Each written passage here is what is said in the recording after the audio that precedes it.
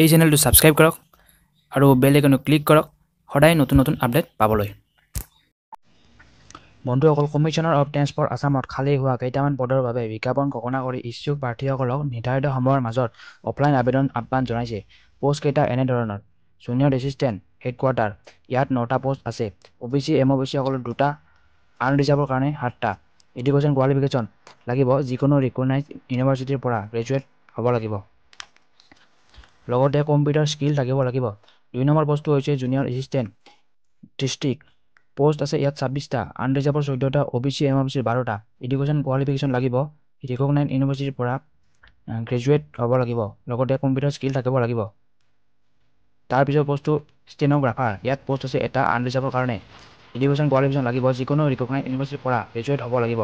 লগতে computer skill ITI diploma থাকিব লাগিব, নাইবা ষ্টেন'গ্ৰাফাৰ চাৰ্টিফিকেট থাকিব লাগিব। ইয়াত প্ৰতি মিনিটত 80টা শব্দ টাইপ কৰিব পাৰিব লাগিব। তাৰপিছত কম্পিউটাৰ এছিষ্টেণ্ট আছে, ইয়াত পোষ্ট আছে 1টা, আনৰিজাৰ্ভৰ কাৰণে। এডুকেশ্যন কোৱালিফিকেশ্যন লাগিব, যিকোনো ৰিকগনাইজড ইউনিভাৰ্চিটিৰ পৰা গ্ৰেজুৱেট পাছ হ'ব লাগিব। লগতে কম্পিউটাৰ স্কিল থাকিব লাগিব। নেক্সটটো আছে এছিষ্টেণ্ট এনফৰ্চমেণ্ট ইনস্পেক্টৰ, ইয়াত পোষ্ট আছে 8টা, আনৰিজাৰ্ভৰ কাৰণে 3টা, OBC MOBC 4টা, ST প্লেনৰ কাৰণে 1টা। এডুকেশ্যন কোৱালিফিকেশ্যন লাগিব, HS পাছ হ'ব লাগিব, যিকোনো ৰিক্ৰুটমেণ্ট বৰ্ডৰ পৰা।